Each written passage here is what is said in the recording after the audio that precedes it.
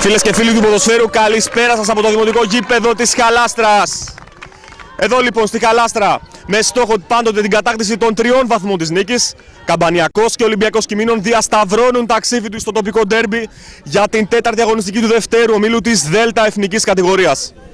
Πάμε λοιπόν εντάχει στις ενδεκάδες για την ομάδα του Καμπανιακού: Παπάς, Γαβανάς, Γκόλτσης, Χιούμης, Μεσιάρης, Καμπουρίδης, Τανούρκας, Κουκουλέκης, Παπαγαθονίκου, Σκόρδας και Υψηλός. Για την ομάδα του Ολυμπιακού Κιμήνων: Νιάνιος, Παπαδόπουλος, Κιμουρτζόγλου, Τσακύρης, Μάρσης, Αυγέρος, Παπάζης, Αβαΐδης, Βέργος, Μπενίσκος και Κουτρουγιάννης. Βλέπουμε λοιπόν, φίλες και φίλοι, τις 2 ενδεκάδες. Αφενός η ομάδα του Ολυμπιακού Κιμήνων, η οποία έχει σημειώσει μέχρι στιγμής μία νίκη, μία ισοπαλία και ένα παιχνίδι λιγότερο με την ομάδα του Ηρακλή, επιθυμεί, θα λέγαμε, το κάτι παραπάνω από τη σημερινή αναμέτρηση, εφόσον και οι δύο ομάδες μέχρι στιγμής έχουν την ίδια συγκομιδία από πλευράς βαθμολογίας, με τον Καμπανιακό βέβαια να έχει, όπως προαναφέραμε, ένα παιχνίδι παραπάνω. Έτσι, διακρίνοντας τις ομάδες, από τα δεξιά έχουμε τον Ολυμπιακό Κιμήνων με τις και ανώδευτικές εμφανίσεις, στα αριστερά τους κοκκινόμαυρους της Χαλάστρας.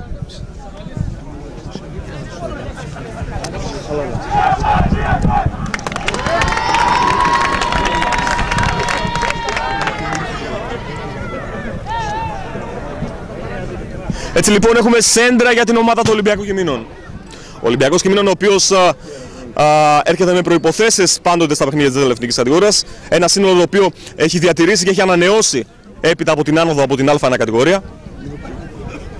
Και για την ομάδα του Καμπανιακού ένα σταθερό, θα λέγαμε, σύνολο με έμπειρους παίχτες και ταχύτατους ποδοσφαιριστές, το οποίο κατάφερε να διατηρήσει την ομάδα και πέρσι, θα λέγαμε, στην ΔΕΛΤΑ εθνική κατηγορία και ζητάει το κάτι παραπάνω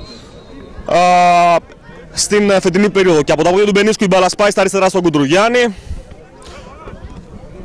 Κουτρουγιάννης επιμένει, διατηρεί την μπάλα ανάμεσα από δύο και πολύ έξυπνα θα τη σηκώσει για τον Κιμουρτζόγλου και έχουμε το πρώτο φάουλ. Ένα φάουλ λοιπόν από τα αριστερά για την ομάδα του Ολυμπιακού Κιμήνων.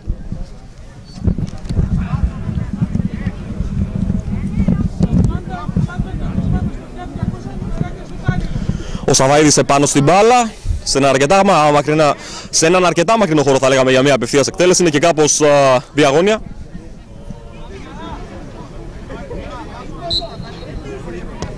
Το γέμισμα στην καρδιά της μικρής περιοχής, σε ένα χώρο που κινούνται αποκλειστικά οι του Καμπανιακού. Με το πόδι λοιπόν η μπάλα στα αριστερά και έχουμε το πλάγιο.